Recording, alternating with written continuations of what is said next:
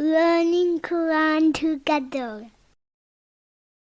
بسمillah الحمدللہ والصلاۃ والسلام علی رسول اللہ۔ سورۃ توبہ آیت 24۔ کل آپ کہہ دیں ان کان آباؤکم اگر ہیں تمہارے باپ، و ابناؤکم اور تمہارے بیٹے، و اخوانکم اور تمہارے بھائی، و ازواجکم اور تمہاری بیویاں، و عشیرتکم اور تمہارے خاندان، و اموالک طرفتموہا اور وہ مال جو تم نے کمائے ہیں، و تجارتن اور وہ تجارت، تخشونا تم ڈرتے ہو کسادہا اس کے مندہ ہو جانے سے، و مساکینو اور وہ گھر تردونہا جنہیں تم پسند کرتے ہو۔ اللہ تعالیٰ نے 8 چیزوں کا ذکر کیا ہے جن سے محبت کی جاتی ہے۔ تمہارے آباء و اجداد، اس میں ماں باپ بھی شامل ہے، تمہارے بیٹے، بھائی، بیویاں، تمہارے خاندان اور وہ مال جن کے کمانے میں تم مشقت برداشت کرتے ہو، تمہارے سامان تجارت اور کاروبار اور تمہارے گھر جو تمہاری خواہشات اور پسند کے مطابق ہوتے ہیں، یہ سب اللہ تعالیٰ کی نعمتیں ہیں۔ احبا الیکم من اللہ زیادہ محبوب ہے تمہاری طرف اللہ سے، ورسولہ و جہادن فی سبیلہ اور اس کے رسول اور اس کی راہ میں جہاد سے،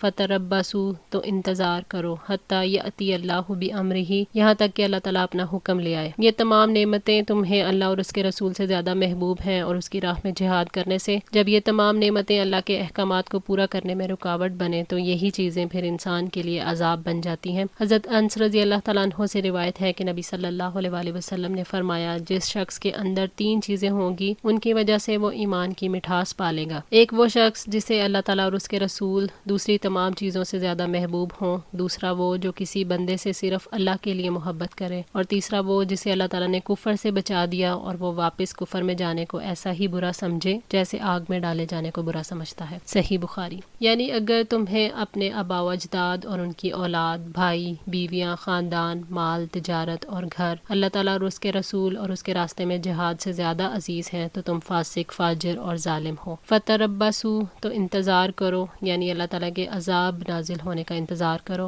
بامرہ اس سے مراد اللہ تعالیٰ کی قضا ہے اور وہ اس کا جلد آنے والا عذاب ہے۔ واللہ لا یہدی القوم الفاسقین اور اللہ تعالیٰ نافرمان لوگوں کو ہدایت نہیں دیتا۔ فاسق اللہ تعالیٰ کی اطاعت کے دائرے سے باہر نکلتا ہے۔ اللہ تعالیٰ اپنے رسول اور اپنے راستے میں جہاد کی محبت پر اور مال، گھر اور تجارت کی محبت کو ترجیح دینے والے کو ہدایت نہیں دیتا۔ یہ آیت اس بات کی دلیل ہے کہ اللہ تعالیٰ اور اس کے رسول کی محبت فرض ہے اور دیگر تمام اشیاء کی محبت پر مقدم ہے، اور اس آیت میں اس شخص کے لیے نہایت سخت وارننگ اور شدید ناراضگی کا اظہار کیا گیا ہے جسے یہ تمام چیزیں اللہ تعالیٰ اور اس کے رسول اور جہاد سے زیادہ محبوب ہیں۔ لقد نصرکم اللہ بلا شبہ یقیناً اللہ تعالیٰ نے تمہاری مدد کی، فی مواطن کثیرۃ بہت سی جگہوں میں۔ اللہ تعالیٰ نے اپنے احسانات یاد دلائے ہیں کہ اس نے کثیر جنگوں میں فتح عطا فرمائی، مثلاً غزوہ بدر، قریظہ، نذیر، حدیبیہ، خیبر اور فتح مکہ جو کہ نبی صلی اللہ علیہ وآلہ وسلم کے غزوات تھے۔ وَيَوْمَ حُنَيْنٍ اور حنین کے دن، اِذْ أَعْجَبَتْكُمْ جب بھلی لگی تمہیں، کثرتکم تمہاری کثرت، فَلَمْ تُغْنِ عَنْكُمْ شَيْئًا پھر وہ تمہارے کچھ بھی کام نہ آئی۔ حنین کی جنگ شوال 8 ہجری میں فتح مکہ کے بعد ہوئی تھی۔ حنین مکہ اور طائف کے درمیان وادی ہے جو طائف سے 3 میل کے فاصلے پر ہے۔ فتح مکہ کے بعد نبی صلی اللہ علیہ وآلہ وسلم کو خبر ملی تھی کہ بنو حوازن آپ پر حملہ کرنے کے لیے اکٹھے ہو رہے ہیں اور بنی بکر، بنی بلال اور بنی عامر وغیرہ ان کی تائید میں ہو گئے ہیں۔ اس غزوے میں مسلمانوں کی تعداد 12,000 تھی اور یہ وہ لوگ تھے جو فتح مکہ میں حاضر تھے۔ غزوہ حنین میں مسلمانوں کو اپنی کثرت پر ناز ہو گیا تھا۔ امام بہقی رحمۃ اللہ ربیع بن انس رضی اللہ تعالیٰ عنہ سے روایت کرتے ہیں کہ حنین کے دن ایک شخص نے کہا کہ ہم کمی سے مغلوب نہیں ہوں گے، اور صحابہ تعداد میں 12,000 تھے۔ نبی صلی اللہ علیہ وآلہ وسلم کو یہ بات بری لگی، اس پر اللہ تعالیٰ نے یہ آیت نازل فرمائی، فَلَمْ تُغْنِ عَنْكُمْ شَيْئًا یعنی کثرت نے انہیں کوئی فائدہ نہیں پہنچایا۔ وَضَاقَتْ اور تنگ ہو گئی، علیکم الارض تم پر زمین، بما رحبت باوجود اس کے کہ وہ کشادہ تھی، ثم ولیتم پھر تم پھر گئے، مدبرین پیٹھ پھیر کر۔ حنین کی جنگ میں مسلمان شدید صورتحال سے دوچار ہوئے۔ مسلمانوں اور بنو حوازن کی چھپی ہوئی فوج کے درمیان صبح صبح لڑائی ہوئی۔ وہ بے صبری میں اندھیرے میں مسلمانوں پر تیروں اور تلواروں سے برس پڑے اور مسلمانوں کو شکست ہوئی۔ وہ اس حملے کی تاب نہ لا کر بھاگ کھڑے ہوئے۔ میدان جنگ میں نبی صلی اللہ علیہ وآلہ وسلم اپنی جگہ پر ڈٹے رہے اور آپ کے ساتھ 100 کے لگ بھگ افراد رہ گئے۔ حضرت عباس رضی اللہ تعالیٰ عنہ فرماتے ہیں کہ حنین کی جنگ میں رسول اللہ صلی اللہ علیہ وسلم کے ساتھ تھا۔ میں اور ابو سفیان بن حارث بن عبد المطلب دونوں آپ کے ساتھ رہے، ہم نے آپ کو نہیں چھوڑا۔ آپ اپنے سفید خچر پر سوار تھے جو آپ کو فردہ بن نغاسہ جزامی نے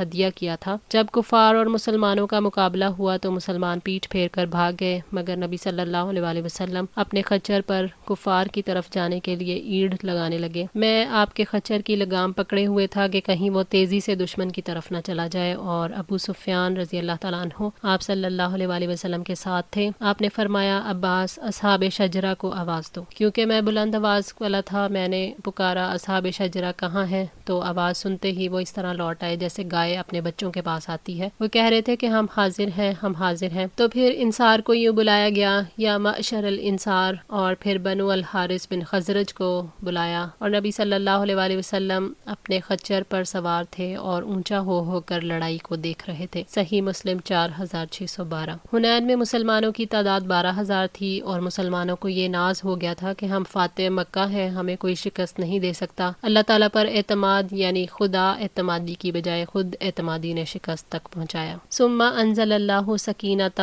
علی رسولہ وعلی المؤمنین، پھر اللہ تعالیٰ نے اپنے رسول پر اور مومنوں پر اپنی سکینت نازل فرمائی۔ اللہ تعالیٰ نے سکینت نازل فرمائی جس سے تم نے سکون پایا، اور اس کی رحمت اور مدد سے تم ثابت قدم رہے اور کافروں کو شکست ہوئی، اور ان کے دلوں نے فرار کے بعد واپسی پر اطمینان محسوس کیا۔ سکینت اس کیفیت کا نام ہے جو دل کو ہلا دینے والے واقعات اور زلزلوں کے وقت اللہ تعالیٰ دل میں پیدا کرتا ہے، جو دل کو سکون عطا کر کے مطمئن کرتی ہے۔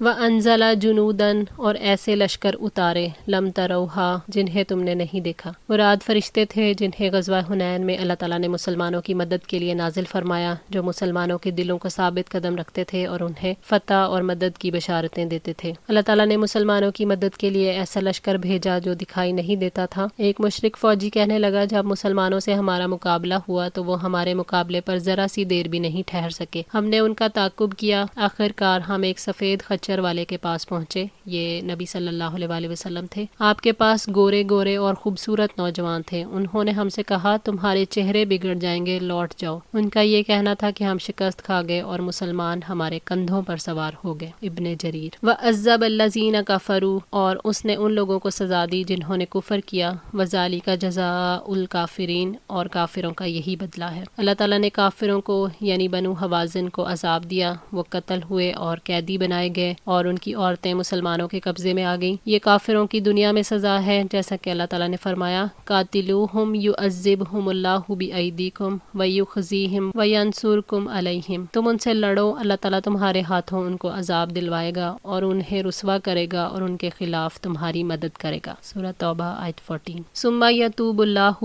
پھر مہربان ہوگا اللہ، من بعد ذالک، اس کے بعد، علی من یشاء، جس پر وہ چاہے گا۔ اللہ تعالیٰ نے شکست کے بعد حوازن کے ان کفار کی اکثریت کی توبہ کو قبول فرما لیا جن سے جنگ ہوئی تھی۔ وہ اسلام قبول کر کے آپ صلی اللہ علیہ وسلم کے پاس آئے، اور یہ اللہ تعالیٰ کی حکمت کا تقاضا ہے کہ انہیں اسلام قبول کرنے کی توفیق دی۔ آپ نے ان کے بچے اور عورتیں ان کو واپس کر دیں۔ واللہ غفور الرحیم، اور اللہ تعالیٰ بے حد بخشنے والا، نہایت رحم والا ہے۔ وہ گناہ کرنے والے کے گناہ کو بخش دیتا ہے۔ اللہ تعالیٰ اپنے بندوں پر رحم کرنے والا ہے اور ان پر اپنی مغفرت کے ذریعے فضل فرماتا ہے۔ یا ایھا الذین آمنوا، اے لوگو جو ایمان لائے ہو، انما المشرکون نجس، یقیناً سب مشرک ناپاک ہیں، یعنی اپنے عقائد اور اعمال میں ناپاک ہیں، اور اس شخص سے بڑھ کر ناپاک اور کون ہو سکتا ہے جو اللہ تعالیٰ کے ساتھ خود ساختہ معبودوں کی عبادت کرتا ہے جو نہ نفع دے سکتے ہیں نہ کوئی نقصان۔ مشرک دین کے اعتبار سے نجس ہیں، ان کا عقیدہ ناپاک ہے۔ فلا یقربوا المسجد الحرام، چنانچہ وہ مسجد حرام کے قریب نہ آئیں، بعد عامہم ھذا، اس سال کے بعد۔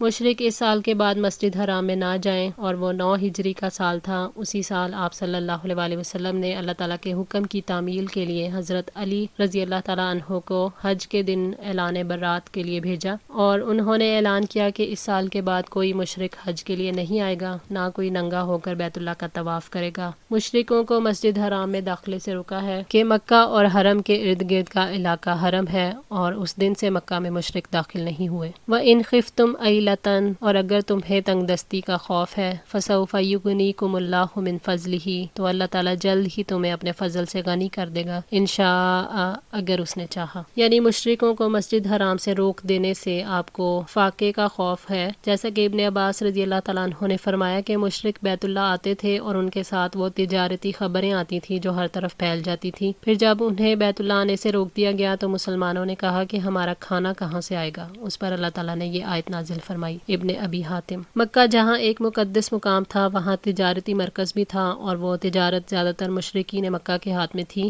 لہٰذا مکہ اور اس کے آس پاس بسنے والے جو نو مسلم تھے ان کو خدشہ ہوا کہ اب ضروریات کیسے پوری ہوں گی، اور ان کے روزگار بھی متاثر ہونے کا اندیشہ تھا۔ تو اللہ تعالیٰ نے ان مسلمانوں کو تسلی دی، اور اس خدشے کا مداوا یوں ہوا کہ مسلمانوں نے معیشت کے سارے میدان خود سنبھال لیے، جن میں اللہ تعالیٰ نے برکت عطا فرمائی، اور اس طرح مسلمانوں کو غنی بنا دیا۔ حضرت عمر بن خطاب رضی اللہ تعالیٰ عنہ فرماتے ہیں، نبی صلی اللہ علیہ وآلہ وسلم نے فرمایا، اگر تم اللہ پر توکل کرو جس طرح توکل کرنے کا حق ہے، تو تم کو بھی ایسے رزق دیا جائے گا جیسے کہ پرندوں کو رزق دیا جاتا ہے۔ صبح کو وہ گھونسلوں سے خالی پیٹ نکلتے ہیں اور شام کو سیر ہو کر لوٹتے ہیں۔ ان اللہ علیم حکیم، یقیناً اللہ تعالیٰ سب کچھ جاننے والا، کمال حکمت والا ہے۔ اللہ تعالیٰ علیم ہے، تمہاری مصلحتوں کو جانتا ہے، وہ خوب جانتا ہے کہ کس کو غنی کرنا چاہیے، وہ حکیم ہے اور ہر ایک کو اس کے جائز مقام پر رکھتا ہے۔ آج کے لیے اتنا ہی۔ دعا ہے اللہ تعالیٰ ہماری اس کوشش کو قبول فرمائے، ہماری غلطیوں کوتاہیوں کو معاف فرما کر ہماری اصلاح فرمائے۔ جزاکم اللہ خیر، والسلام علیکم ورحمۃ اللہ وبرکاتہ۔